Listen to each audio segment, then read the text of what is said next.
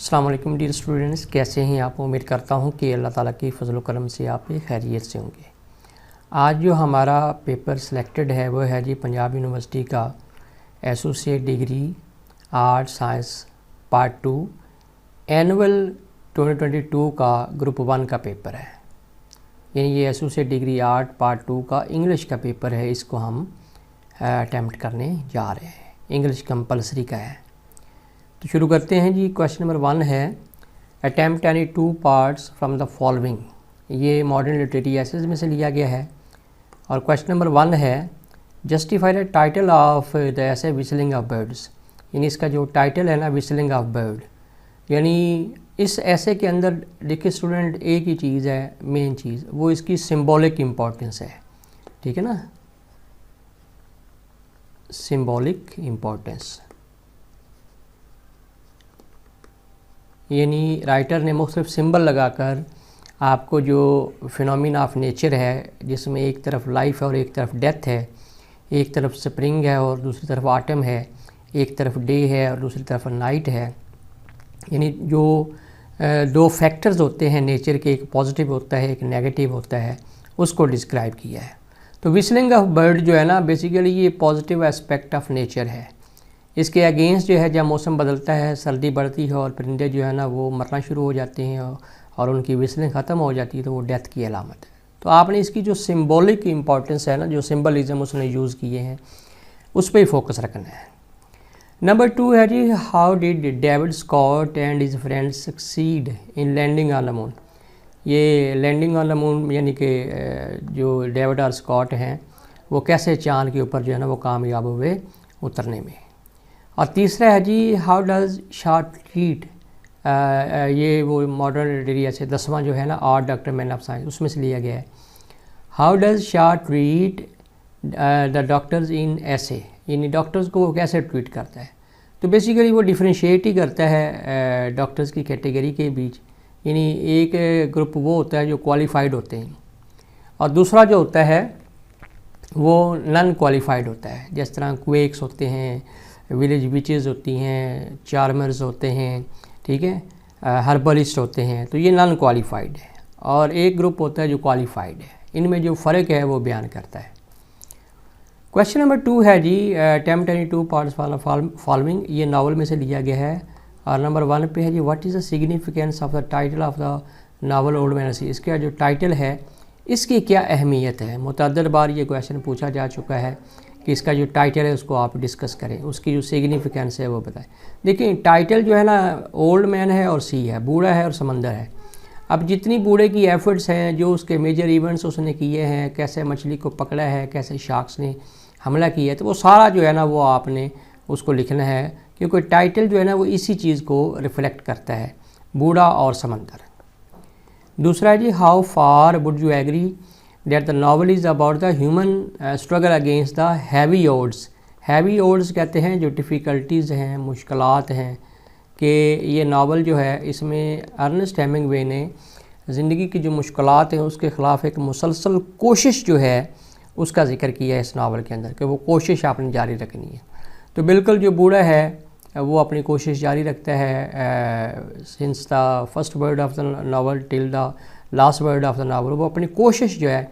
और बूढ़े की ज़िंदगी कितनी मुश्किलात से दो चार है, ये आप सबको पता ही है कि उसका कोई साथी नहीं है, कोई दोस्त नहीं है, मैनोलिन भी उसका साथ छोड़ जाता है, किस्मत भी उसके साथ नहीं है, माशरा उसके ख़िलाफ़ है, ठीक है ना, लेकिन वो अपनी स्ट्रगल को जो है वो नहीं छोड़ता है।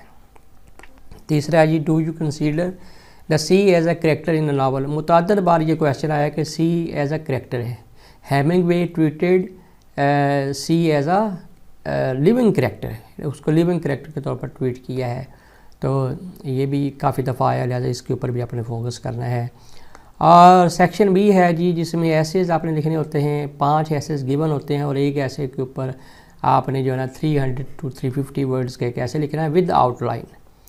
तो पहला है जी the advantages of free press, यानी आज़ाद मीडिया जो है उसके क्या फ़ायदे हैं। दूसरा है ट्रिप टू नारायण वैली। और तीसरा है my last day at university. और चौथा है माई एम इन लाइफ, बहुत इजी है। और पांचवा है जी books are the best companion, कि किताबें बेहतरीन साथी होती हैं। उसके बाद जो है वो आ जाते हैं आपकी करेक्शन। क्वेश्चन नंबर 4 है, इसमें 10 गिवन होते हैं और आपने कोई से जो 5 हैं वो करने होते हैं। कोई एक्स्ट्रा एफर्ट आपने नहीं करनी, 5 अगर कहा गया और 5 ही आपने अटैम्प्ट करने हैं। तो पहला है जी he is best player, best के साथ आर्टिकल दा लगाएं, the best player, he is the best player. और दूसरा जी the ground is plain, ground is plain, ground कभी भी प्लेन नहीं होता। The area on the ground is plane.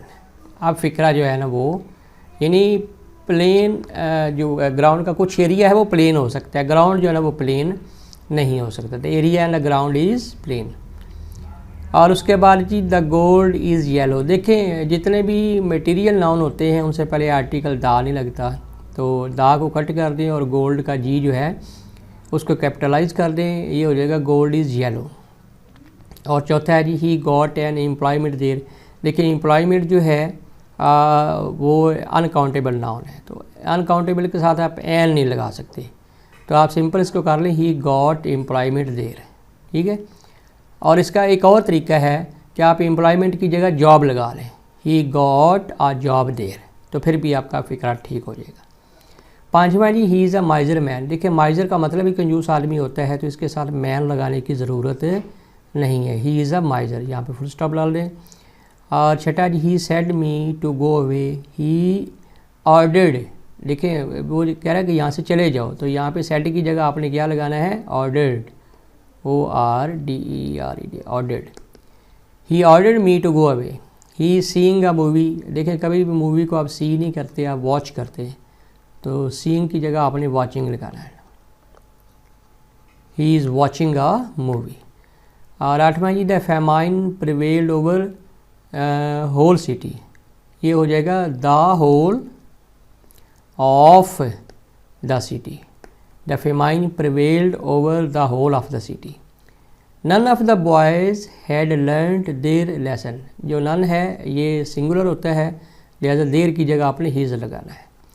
None of the boys had learned his lesson. और last पे है जी this is a worth seeing sight, this is a sight worth seeing end पे आ जाएगा, worth seeing, this is a sight worth seeing, worth seeing जो है ना वो साइट के बाद आ जाएगा।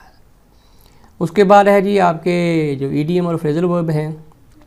नंबर 1 पे है जी as the crow flies. As the crow flies का मतलब होता है कोई चीज़ स्ट्रेट जाए, क्योंकि कौवा जब उड़ता है ना वो स्ट्रेट एक लाइन में उड़ता है, वो इधर उधर जो है ना वो नहीं घूमता, यानी जब वो अपने घोंसले की तरफ शाम के अगर बढ़ रहा होता है तो वो स्ट्रेट लाइन को फॉलो करता है। तो कोई काम ऐसा जो स्ट्रेट लाइन की शक्ल में हो उसको कहते हैं एज द क्रो फ्लाइज। और दूसरा जी under a cloud. Under a cloud का मतलब होता है ज़ेरे इताब, ज़ेरे इताब मतलब कि किसी के गज़ब का शिकार हो जाना, किसी के गुस्से का शिकार हो जाना, उसको अंडर अ क्लाउड, या मुश्किल में फंस जाना, ठीक है। फॉल इन होता है मतलब कि किसी चीज़ में अचानक घिर जाना। कॉल फॉर बुलाना होता है, बियर एट बर्दाश्त करना होता है, कैरी ऑन किसी काम को जारी रखना होता है। टू कॉल अ स्पेड का मतलब होता है खरी खरी बात करना। टू जंप द गन का मतलब होता है कि ख़तरा मोल लेना। और हरक्यूलिन टास्क मुश्किल काम को कहते हैं। और वाइप ऑफ का मतलब होता है सफाया करना। लास्ट क्वेश्चन है जी write an application to your principal asking for college leaving certificate, के कॉलेज लिविंग सर्टिफिकेट चाहिए, इसके लिए प्रिंसिपल के नाम एप्लीकेशन लिखें। या आप कर लें write a letter to editor of the newspaper, या आप कर लें जी write a letter to the editor of a newspaper pointing out the evils of encroachment. Encroachment ये जो तजावज़ात होती हैं, ठीक है ना, कि ये एक ईवल है, सोशल ईवल है, लिहाजा इसको जो है ना वो आप ख़त्म करें। आपने इस मसले को हाईलाइट करना है।